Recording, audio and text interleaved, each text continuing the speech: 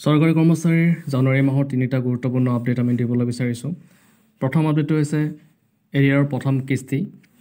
দৰং ডিষ্ট্ৰিক্টৰ যিখিনি শিক্ষক আছে তেওঁলোকৰ এতিয়ালৈকে এৰিয়াৰৰ প্ৰথম কিস্তি সোমোৱা নাই আৰু ডিচেম্বৰ মাহৰ দৰমহাও আজিলৈকে তেওঁলোকৰ সোমোৱা নাই আৰু তেওঁলোকৰ এৰিয়াৰ প্ৰথম কিস্তি আৰু দৰমহা জানুৱাৰী মাহৰ এই দ্বিতীয় সপ্তাহত সোমাব আৰু তেওঁলোকে বিহুৰ আগত অন্য এটা এৰিয়াৰ পাবলৈ সক্ষম হ'ব, অৰ্থাৎ এৰিয়াৰ তেওঁলোকে জানুৱাৰী মাহতে দুটা পাবলৈ সক্ষম হ'ব বিহুৰ আগত।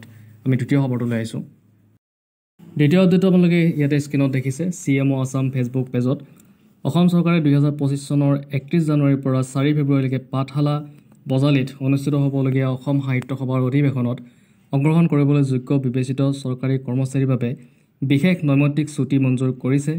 যিসকল কৰ্মচাৰী পঞ্চায়ত নিৰ্বাচন বা চৰকাৰৰ প্ৰধান আঁচনি সম্পৰ্কীয় কাৰ্যসূচীৰ লগত জড়িত তেওঁলোকে এই ছুটীৰ সুবিধা গ্ৰহণৰ আগতে পূৰ্ব অনুমতি ল'ব লাগিব।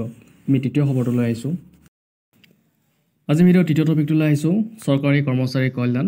আপোনালোকে ইয়াতে মুখ্য পদক্ষেপসমূহ দেখিছে।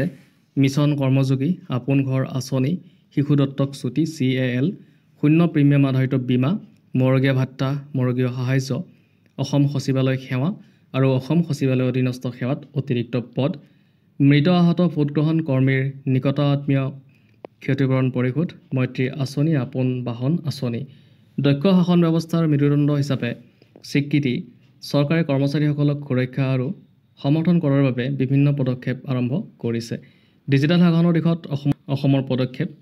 নম্বৰ 1 দিছে গুৰুত্বপূৰ্ণ ক্ষেত্ৰ, মধ্যৰ পৰা জ্যেষ্ঠ পৰ্যায়ৰ চৰকাৰী বিষয়াসকলৰ বাবে উন্নত প্ৰযুক্তিৰ ক্ষমতা নিৰ্মাণ, চৰকাৰী বিভাগ আৰু পদক্ষেপত ডিজিটেল পৰিৱৰ্তন সমৰ্থন, কৃত্ৰিম বুদ্ধিমত্তা যন্ত্ৰ শিক্ষণ, ব্লকচেইন, ইণ্টাৰনেট অৱ থিংছ আৰু ডাটা চালিত প্ৰযুক্তিৰে সুবিধাৰ প্ৰকল্পৰ ৰূপায়ণ।